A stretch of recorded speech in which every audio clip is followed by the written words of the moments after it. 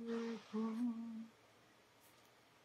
things are possible. Hello, good evening, everyone. Welcome to our daily devotional. So, today is Wednesday, February 19, 2025.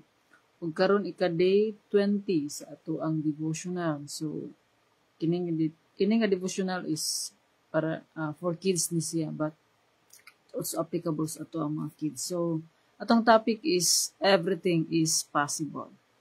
So, ang word na sa Mark chapter 10 verse 27, nga nag-ingon, Jesus looked at them intently, then said, without God, it is utterly impossible. But with God, everything is possible. So let us pray. Father, God in heaven, we glorify your name. We honor you, Lord God. All things are possible with you, Lord. You are our Creator, you are our Lord, you are our King, you are the great of all great names, O Lord God. Thank you for everything, Lord God. Karong gabi una, salamat, Lord, sa imong pag-uban kanamo, karong adlaw, sa imong pag-atiman kanamo, Lord God. Nga anak kami, Lord God, gihapon karong higayuna, nga nagkapadayon sa pag-alaga diha kanimo. Salamat ini nga buluhaton, Lord God, nga makashare sa imong pulong through this platform, Lord God, nga ikaw ang Ginoo, Lord God, nga maoy magapanglihok sa matag usa, Lord God, nga maabot katong wala pa panaabtan sa imo ang pulong, nga mutuog musalig sila diha kanimo. Lord, pasayloa kami, Lord God, sa imong mga kalapasan, sa imong mga sala, Lord God. Hinloy ang kasing-kasing, tanggala, Lord God, ang mga babag na dili kami makadayeg, makaangko diha kanimo. Baguha mo hunahuna, Lord God, nga may hunahuna ni Kristo, nga kanunay nga naghunahuna sa mga butang sa kalangitan. Father God, we are nothing without you, Lord God. Akong isalig kini nga buluhaton, Lord. Kung ako sa imong balang espiritu, sa imong kaalam, Lord, giyahi kami, Lord God. Abli ang mga kasing-kasing kamaghatag, Lord God, o pagsabot, Lord, sa mensahe nga imong ipadayag dinhi kanamo, Lord, karong gabi una. Dalaygon ka, O Dios, huway katapusan, tanang dungog, himayag mga pagdayig, ipagpasalamat kanimo lamang, ning tanan ang giampo sa pangalan ni Jesus. Ngayong gabi, everything is possible. So, yes, it's possible. Mahimo nato.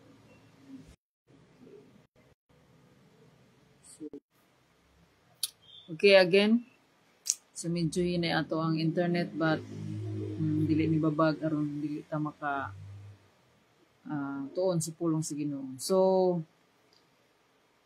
are you facing a problem too big for you to solve? Are you facing problems? So, each one of us has problem. Masigan is ato ang daily nga task, daily lives is natay mga challenges atong face. So, the good news is God can do anything. There's no miracle that's impossible for Him to perform. There's no job too big, too hard for Him. Whatever the size of your problem, God is bigger, much bigger. Are you afraid to ask God to do something big? Don't be. Your Heavenly Father wants you to ask Him for the things you need. Everything is possible with God. All you need to do is ask for help. He's always ready to listen. So, everything is possible with God. So, gihatag na daan ni Jesus nga, giyan na daan giingon sa iyang pulong nga, tanan posible diha sa Ginoo. But, ang pangutana is, aduna ba tay pagtuo? Tungod kay ang pagtuo, mao kini ang makahatag kanato og kanabitaw nga mangayo ta sa Ginoo.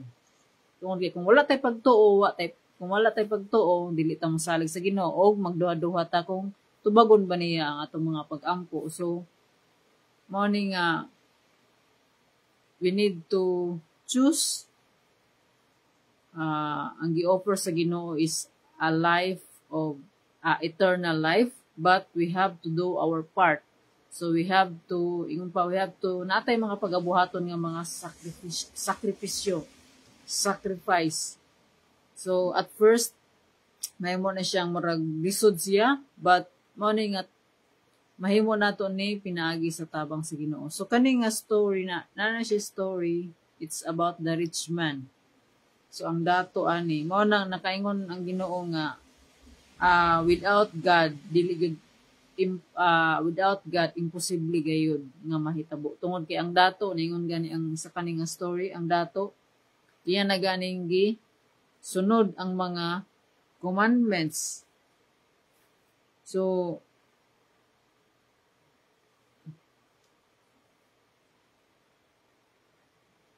yan na ganing gisunod ang commandments, 10 commandments, but mao na nga usa na lamang ang kulang sa iya ha. Kung kay ang naghari pa sa iyahang kinabuhi is dili ang Ginoo, kundi ang mga butang nga naa sa kalibutan. So ang nahimo niyang Ginoo is ang mga butang nga nasa kalibutan. Tungod kay dato siya, ingon ni Jesus nga ibaligya ang imuhang tanan nimong kabtangan o ihatag ngadto sa mga kabos ug maangkon mo ang bahandi sa langit. So ang dato nagduha tungod niya ini nasubo ang dato kay dato man kaayo siya. So ingon pa lisod gayud alang sa mga dato ang pagsulod sa gingharian sa Dios. Ang lisod gyud na ako ang mga butang diri sa kalibutan maoy atong unahon. Tungod kay mao ni nga kinsa man gayud ang Ginoo. Ginoo sa ato ang kinabuhi. Daghan tag mga gitawag ng mga Ginoo. Kani siya mga idols, kini nga mga idols mao na siya ang pwede ni siya mga butang, tao nga mahimong replacement sa Ginoo sa ato ang kinabuhi. Kung unsa ang ato ang gitagaan og dakong pagtagad nga may ato ang gihunahuna, may ato ang gi-priority nga dili gyud mahimo nga wala to, mao na siya ang ato ang Ginoo. So mao ni nga unsay sugo sa Ginoo kanato, there are two greatest commandments. So to love God with all our heart, soul, mind, and strength, and to love our neighbor as we love ourselves. So to love God with all our heart, so with all sa ato ang with all our being, so we should love God. So unsa man ni? So dili na to ni mahimo kung ato ra jung kaugalingon ang ato ang saligan, kun dili kinahanglan nato ang tabang sa Ginoo. So mao ni nga ang Ginoo gusto sa Ginoo nga adunay tay relasyon diha kaniya. Kaning relasyon diha sa Ginoo mao ni siya ang kanang kung natay ka relasyon, di ba, naagi communication. So og naay kanang pagpaminaw sa matag panig. So kita maminaw ta sa Ginoo pinaagi sa iyang pulong ug ang Ginoo pod makapaminaw sa atong mga pag-ampo. So mao na nga ang pulong sa Ginoo may nay magdasig kanato, mag-encourage nato, maghatag kanato og paglaom. Mao nay magtudlo kanato nga sa Ginoo walay imposible. So gipakita na daan ni Jesus nga sa iyahang ministry katong naa pa siya diri sa yuta, nahimo niya ang mga miracles. So ang mga tao usahay mga miracles ra pud ang adtuon. Mao na nga si Jesus iya jung gitistingan ang mga tao. Kinsa katong dili lamang miracles ang ginapangita kundi ang gingharian sa langit. So mao ni nga ingon sa Mateo 6:33, seek first the kingdom of God and His righteousness, and all these things shall be added unto you. So kanunay nato ni madungog masiga ning kanta. So kung unsa may buot pasabot ni ani, dili nato ni mahimo without God.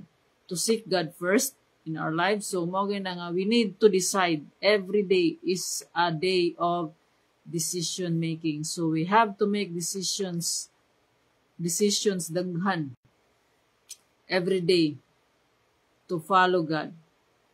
So when we follow God, when we have faith in God, and when we trust in God, and when our confidence is in God, mao na nga posible gayud. So mao na nga aduna gyud mga miracles nga ginabuhat ang Ginoo matag adlaw sa tuwang kinabuhi. Dili lamang ta ang uban dili aware sa mga miracles nga gibuhat sa Ginoo sa atoa.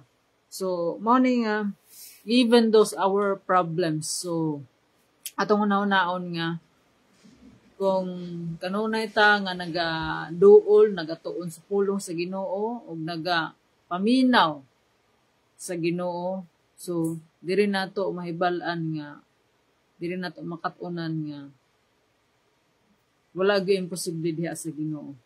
So ang ato ang problema, wala naghimo ang problema nga ato arang lukduhon.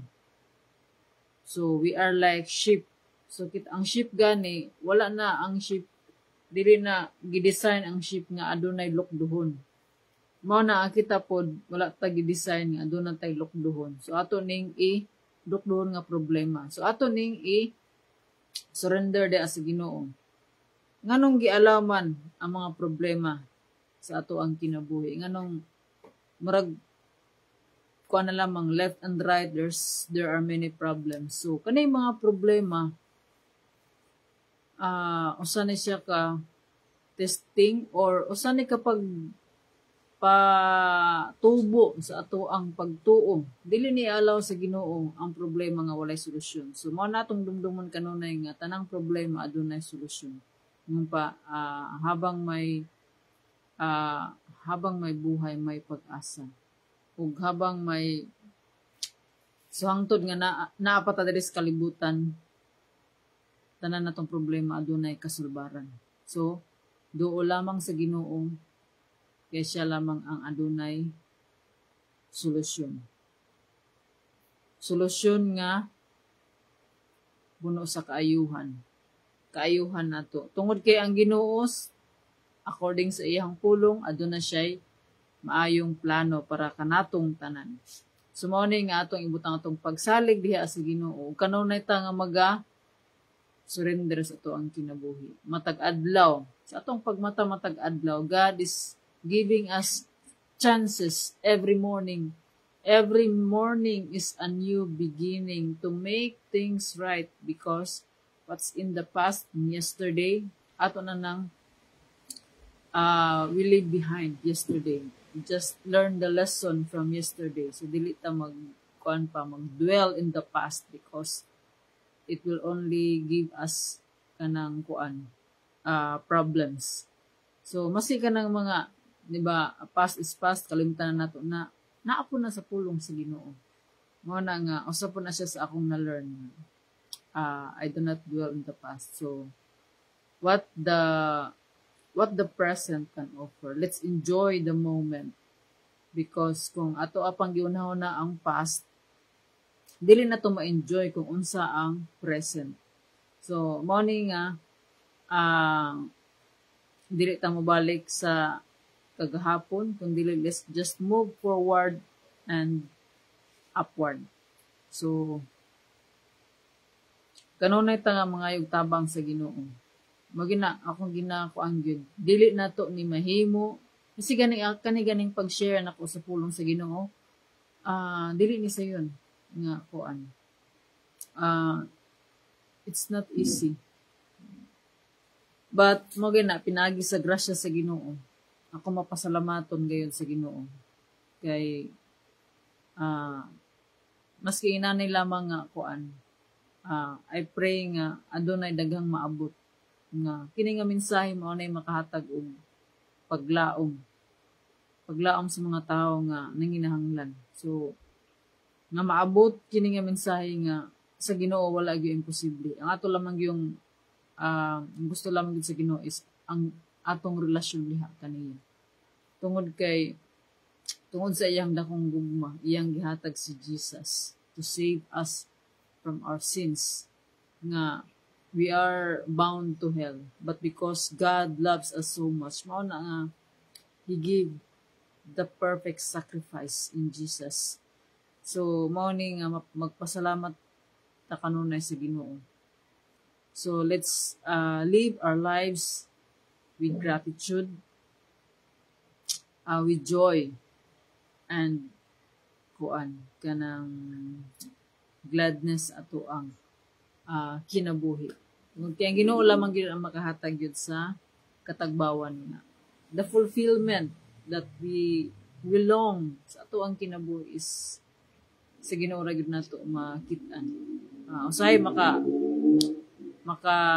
diri sa kalibutan na ay mga sa trabaho pa natay fulfillment if we can do our job well, or if we can finish our kanang project on time, so na siya makafeel ta og fulfillment. But at the end of the day, unsa man gid ang what matters most is our condition of our heart. So kanang ato ang mga trabaho, dili man sa kalibutan, kanang ato ang whatever man nato nga naangkon nato diri sa kalibutan.